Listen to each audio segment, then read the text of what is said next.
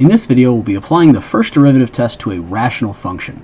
Keep in mind, this question is specifically find all absolute and local extrema on the given interval. So between -1 and 3, on this function right here, we're going to go ahead and find all local and all absolute max and mins. So the first way I'm going to do this is, again, by taking the derivative and identifying where my critical points are. Keep in mind that we've done this derivative before in previous videos, so it's going to be 2x multiplied by 4x plus 4, again, derivative of the top, times the bottom, minus the derivative of the bottom times the top, left unchanged, all divided by the bottom squared. Doing this and simplifying it should provide us with, looks like 8x minus 4x squared, so it's going to be 4x squared plus 8x, all divided by 4x plus 4, quantity squared.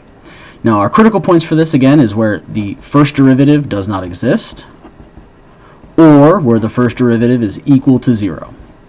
So in this case, if I does the not exist case, that's the bottom piece equaling to 0, which gives me x equals to -1. Again, DNE case gives me x equals -1.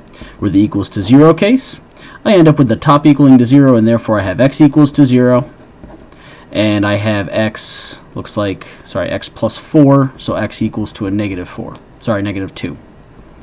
So in that case, those are my three critical values. Again, it's just by setting the top equaling to 0 for this case, and for setting the bottom equal to 0 for this case, we end up with those three critical points. Now keep in mind, these three critical points could be potential local maxes, local mins, absolute maxes, and absolute mins. Now notice another thing here is that we're only working on the interval from -1 to 3.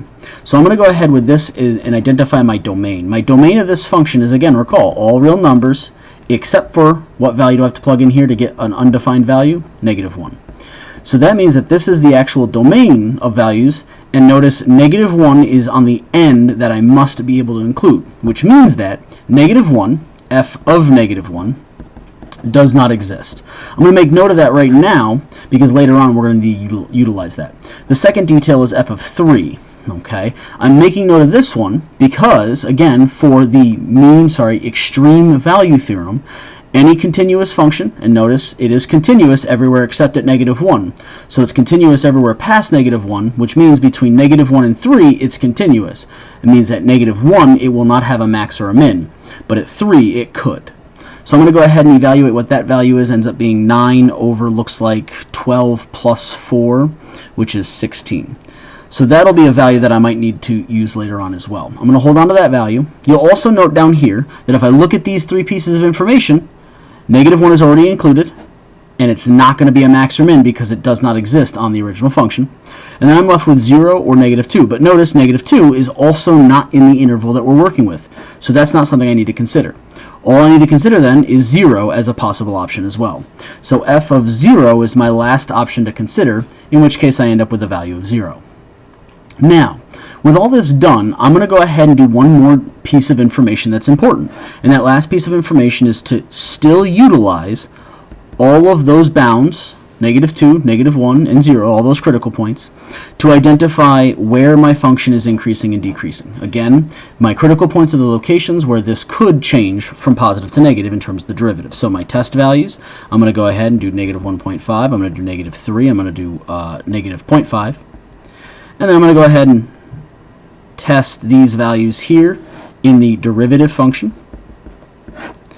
and then identify what my original function is going to do in that case. So when I plug these into my derivative function, you'll notice again up here, if I simplify this, is going to be 4x times x plus 2 divided by this thing squared, but this thing squared will always be a positive number. So when I plug in -3, it's going to be negative, negative, and positive. So negative times negative is positive, times a positive, divided by positive is positive. It means my first derivative function is positive in that case.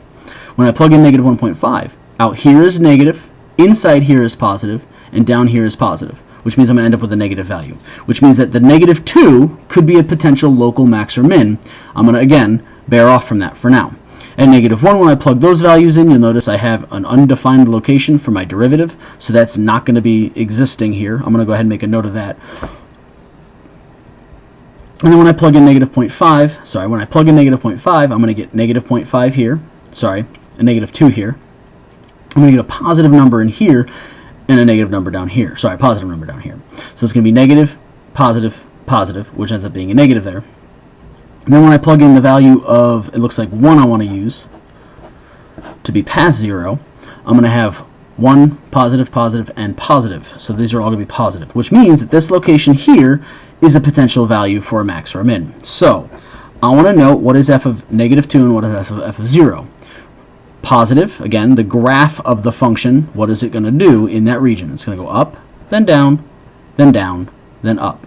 So this location could be a local max. This location here could be a local min. And then you'll notice, based on all that information, we're cutting it off here and at a value of 8. So again, from -1 to 8, what is this graph doing? Well, this is not going to be a local max, nor is it going to be a local min. But right here, we have a local min at 0. So I'm going to make that note. Local minimum at x equals 0 of f of 0 equals to 0. Again, there's the y value, that's the value, and this is the location. The next piece I need to identify is the fact that this is going to continue to increase as far as it can until I hit to 8. So that means that at f of 3, there's going to be an absolute maximum at x equals 3 of f of 3 equals to 9 over 16. So I've got all my local maximums and minimums. I've got my absolute maximum. Now let's talk about my absolute minimum. Well, given the fact that the only location where there's going to be a relative minimum, and the fact that this is decreasing from here down to that point, and it's increasing everywhere else, that has to also be the lowest point on that graph. Again, when you're working through these things, your local mins and local maxes can be absolutes, but again, if we've got a location on the end that happens to be a smaller or higher value at it, then we have to select that as our absolute. But you'll notice this here is my lowest value out of the two values that I have, technically 3, but this one doesn't exist, and this is the highest value. So I also have an absolute minimum at x equals 0 of f of 0 equals to 0. And those are the 3 values that are most important. Again, notice it doesn't have a local max because the local max would have occurred outside of the range that they asked for.